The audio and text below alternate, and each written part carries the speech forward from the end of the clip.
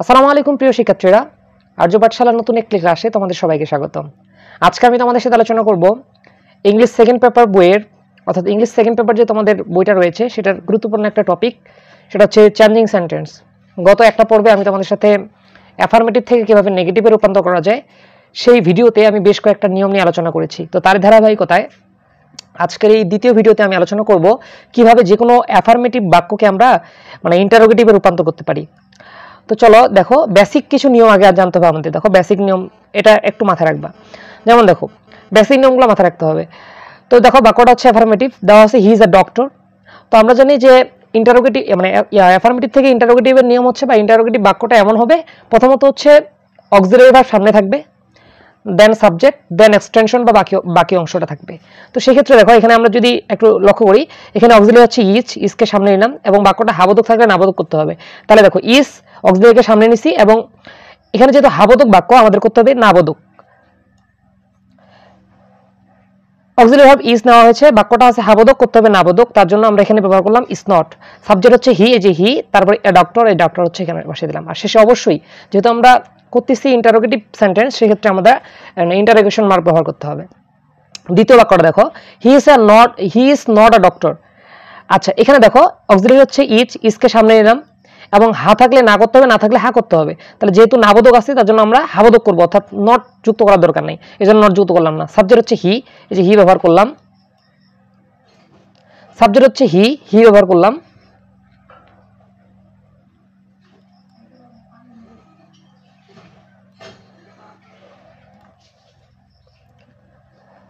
Subject হচ্ছে হি ব্যবহার করলাম। এ ডক্টর ব্যবহার করেছি এবং শেষে দিয়েছি কি প্রশ্নবোধক চিহ্ন। আশা করি বুঝতে পেরেছ। এরপরে দেখো তৃতীয় যে সেন্টেন্সটা রয়েছে সেটা হচ্ছে হি উইশেস টু বি হ্যাপি। এখানে দেখো আমরা অক্সিলারি যদি না থাকে তাহলে আমাদের ভার্বের রূপ দেখতে হবে। যদি ভার্বের বেস ফর্ম থাকে তাহলে আমরা ডু নিয়ে আসবো, যদি ভার্বের পাস্ট ফর্ম থাকে সেক্ষেত্রে আমরা ডিডকে নিয়ে আসবো। যদি ভার্বের সাথে অ্যাজ বা ইয়েস থাকে অবশ্যই মূল ভার্বের সাথে হইতে হবে, অর্থাৎ একটা ফাইনাইট ভার্বের সাথে অ্যাজ বা ইয়েস থাকতে হবে বা ফর্ম থাকতে হবে, যে কোনো ফর্ম। তাহলে উইশেস আছে তার জন্য আমরা ডাসকে নিয়ে গেলাম, যে ডাস সামনে নিয়ে গেছি। হাবোধক আছে, নাবোধক করতে হবে, তাহলে ডাজন্ট। সাবজেক্ট হচ্ছে হি, উইশেস থেকে হয়ে যাবে উইশ। টু বি হ্যাপি, আর শেষে কি মার্কস, কোশ্চেন মার্কস। আশা করি বেসিক নিয়মগুলো বুঝতে পেরেছো। তো বেসিক নিয়মগুলো বুঝলে এই জিনিসগুলো খুবই সহজ। দেখো রুল নাম্বার 1, যদি বাক্যের মধ্যে নেভার দেখতে পাও তাহলে আমরা ইভার ব্যবহার করব। বাক্যের মধ্যে নেভার দেখতে পেলে ইভার ব্যবহার করব। ফর এক্সাম্পলে আসো affirmative, I never go there. So আমরা বাকিটা কিন্তু সাধারণ নিয়মে করতে হবে। আমরা দেখতে হবে যে অক্সিলারি আছে কিনা, এখানে মডেল অক্সিলারি বা যে কোনো অক্সিলারি তো নাই, সেক্ষেত্রে আমরা দেখবো গো হচ্ছে ভার্বের প্রেজেন্ট ফর্ম, এই জন্য ডু নিতে হবে। এই যে ডুকে সামনে নিলাম। সাবজেক্ট হচ্ছে আই ব্যবহার করলাম। এবার নেভার থাকলে ইভার হয়, ইভার ব্যবহার করলাম। দেন ভার্ব থেকে বাকি অংশ গো ব্যবহার করেছি, দেয়ার আছে, আর শেষে অবশ্যই কোশ্চেন মার্কস। নিয়ম নাম্বার 2, বাক্যের মধ্যে যদি আমরা নাথিং দেখতে পাই সেক্ষেত্রে আমরা এনিথিং ব্যবহার করবো এবং বাকিটা সাধারণ নিয়মে করবো আর কি। দেখো এক্সাম্পল দেখো, he has nothing to say regretting this. তো এই বাক্যটা আছে কিসে, আমাদের অ্যাফার্মেটিভে করতে বলছে, কি নেগেটিভে ইন্টারোগেটিভে করতে বলছে। তাহলে টেন্স পারসন অনুযায়ী অক্সিলারি ভার্বকে সামনে নিলাম। অক্সিলারি ভার্ব হচ্ছে হ্যাজকে সামনে নিলাম। আচ্ছা, এবার সাবজেক্ট থাকতেছে হি, সাবজেক্ট হি ব্যবহার করলাম। এবার নাথিং এর জায়গায় জাস্ট এনিথিং ব্যবহার করেছি। তারপর টু সে রিগ্রেটিং দিস, শেষে কি মার্কস, কোশ্চেন মার্কস। আশা করি বুঝতে পেরেছ। এরপরে দেখো নিয়ম 3 বা রুল 3, যদি বাক্যের মধ্যে এভরিবডি, এভরিওয়ান, অল এগুলা যদি কোনো বাক্য শুরু হয় সেক্ষেত্রে এই বাক্যটাকে যদি আমরা অ্যাফার্মেটিভ থেকে ইন্টারোগেটিভ করতে চাই তাহলে আমরা হু দিয়ে শুরু করব এবং টেন্স পারসন অনুযায়ী আমরা কখনো ডু, কখনো ডাজ, কখনো আবার ডিড ব্যবহার করব এবং সাথে একটা নট যুক্ত করব এবং ভার্ব থেকে বাকি অংশ ব্যবহার করব।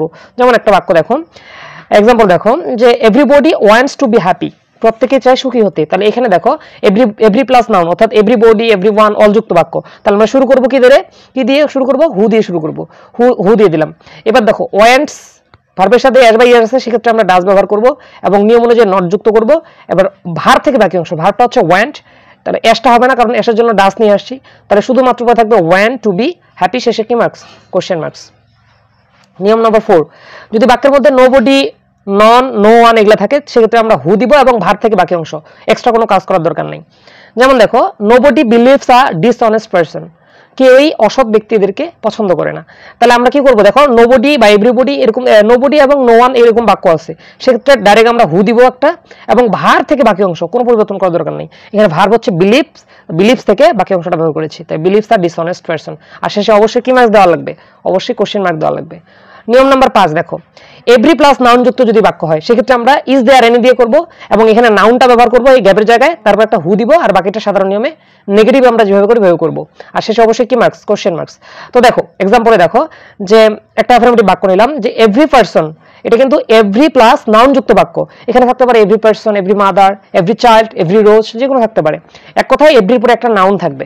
তাহলে দেখো every person wants to be happy, মানে প্রত্যেক লোকজন বা প্রত্যেক জনগণই বা প্রত্যেক সংখ্যালঘু প্রায় প্রত্যেকজনই চায় যে সুখী হতে। তাহলে আমরা এভরি প্লাস নাউন যুক্ত বাক্য, সেক্ষেত্রে আমরা কি করব, ইজ দেয়ার এনি ব্যবহার করব। আর প্রথমত ইজ দেয়ার এনি ব্যবহার করলাম, তারপর নাউনটা এখানে কে, নাউনটা হচ্ছে পারসন, সেক্ষেত্রে নাউনটা ব্যবহার করলাম পারসন। দেন নিয়ম অনুযায়ী একটা হু আনতে হবে এবং বাকিটাকে নেগেটিভ করতে হবে। এখন নেগেটিভ করার জন্য আমরা জানি যে অক্সিলারি ভার্ব সামনে আসে, তো এখানে তো অক্সিলারি ভার্ব নেই, তাহলে ওয়ান্টস আছে, তাহলে ভার্বের সাথে ইয়াস বেজ আছে, সেক্ষেত্রে আমরা ডাজ ব্যবহার করব। হাবোধক থাকলে না বোধক, তাহলে was not, does not, wants to be happy, শেষে কি মার্কস, কোশ্চেন মার্কস। আশা করি বুঝতে পেরেছো। এরপরে দেখো, এরপর হচ্ছে 6 নম্বর নিয়ম। 6 নম্বর নিয়ম এদিকে একটু তাকাও, দেখো 6 নম্বর নিয়ম, বাক্যের মধ্যে যদি দেয়ার থাকে সেক্ষেত্রে আমরা হোয়াট ব্যবহার করব আর শেষে কোশ্চেন মার্ক দিয়ে দিব।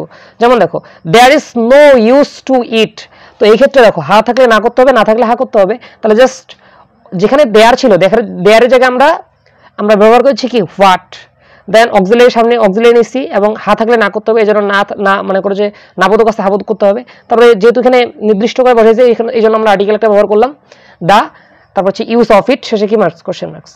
আশা করি বুঝতে পেরেছো। এরপর দেখো 7 নম্বর নিয়ম, বাক্য যদি এরকম হয় it is not matter that একটা কনজাংশন যদি থাকে সেক্ষেত্রে আমরা হোয়াট দো ব্যবহার করবো, বাকিটা সাধারণ নিয়মে ইন্টারোগেটিভ করব। যেমন দেখো it is not matter if he forget to do it, তো এখানে দেখতে পাচ্ছ ইট ইজ নট ম্যাটার আছে, দেন একটা কনজাংশন আছে ইফ, আমরা জানি ইফ হচ্ছে এক ধরনের কনজাংশন, তাই না? আচ্ছা, তো এই ক্ষেত্রে এটাকে যদি আমরা ইন্টারোগেশন করি বা ইন্টারোগেটিভ সেন্টেন্সে রূপান্তর করি, প্রথমে আমরা হোয়াট দো ব্যবহার করব, এই যে হোয়াট দো ব্যবহার করলাম, দেন আমরা হোয়াট দো এবং দেখো it is not matter plus conjunction, এটা তুলে দিয়ে হোয়াট দো ব্যবহার করতে হবে। তাহলে ইট ইজ নট ম্যাটার তুললাম এবং ইফটাকে তুললাম, তাহলে থাকতেছে কি এই তুলে দিয়ে এই জায়গাটাতে দিতে হবে হোয়াট দো ব্যবহার করলাম। তারপরে হি আছে, হি ফরগেটস টু ডু ইট, শেষে কি কোশ্চেন মার্কস। আশা করি বুঝতে পেরেছো। এরপরে দেখো লাস্ট নিয়ম 8 নম্বর নিয়ম, যদি কোনো কমপ্লেক্স বাক্য হয়, কমপ্লেক্স বাক্য কিভাবে চিনবো আমরা, যে যেই বাক্যটাতে দুটি বাক্য থাকবে, দুইটা ক্লোজ থাকবে, একটা প্রিন্সিপাল ক্লোজ একটা সাবঅর্ডিনেট ক্লোজ, এবং দুইটা ক্লোজের মধ্যে দুইটা ফাইনাইট ভার্ব থাকবে। তাহলে দেখো ইফ ইউ কাম, যদি তুমি আসো, আই শ্যাল গো, আমি যাব। এই আই শ্যাল গো বাক্যটা আমাদের এভাবে থাকতে পারে, I shall go if you come, বাক্যটা এভাবে থাকতে পারে, যেভাবে থাকুক এভাবে রূপান্তর করতে হবে। তাহলে প্রথমত আমরা দেখবো যে এখানে প্রিন্সিপাল ক্লোজ কোনটা, প্রিন্সিপাল ক্লোজ দিয়ে আমাদের মূলত কাজগুলো করতে হবে। তাহলে তোমরা দেখতে পাচ্ছ এখানে প্রিন্সিপাল ক্লোজ হচ্ছে ইফ ইউ কাম, যদি তুমি আসো, এটা একটু সাবঅর্ডিনেট ক্লোজ, কারণ এখানে পূর্ণাঙ্গ কোনো অর্থ প্রকাশ পায়নি, মনে হচ্ছে কিছু একটা বলা বাকি আছে, বাট আই শ্যাল গো এই বাক্যটা হচ্ছে আমরা বলতে পারি প্রিন্সিপাল ক্লোজ। তাহলে ইফ ইউ কাম এটা হচ্ছে সাবঅর্ডিনেট ক্লোজ, আর আই শ্যাল গো এটা হচ্ছে প্রিন্সিপাল ক্লোজ। তো এখন আমরা কি করব, প্রথমতই আমরা এখানে চেঞ্জ করার ক্ষেত্রে আমরা প্রথমত ব্যবহার করব হচ্ছে প্রিন্সিপাল ক্লোজ। তাহলে প্রিন্সিপাল ক্লোজ হচ্ছে আই শ্যাল গো, তো আমরা জানি শেলের নট ফর্ম হচ্ছে শান্ট, হাবোধক আছে নাবোধক করলাম শান্ট, তারপর হচ্ছে আই সাবজেক্ট, দেন গো এই যে ভার্বটা ব্যবহার করলাম, দেন হচ্ছে যে ইফ ইউ কাম, অর্থাৎ যে সাবঅর্ডিনেট ক্লোজটা ছিল ওটা আমরা ব্যবহার করব। তাহলে ইফ ইউ কাম, আর শেষে অবশ্যই কি মার্কস, কোশ্চেন মার্কস। তো প্রিয় শিক্ষার্থীরা, আশা করছি তোমরা আজকের এই ভিডিওটি সুন্দর মতো করে বুঝতে পেরেছো। দেখা হবে অন্য কোনো ক্লাসে। আসসালামু আলাইকুম।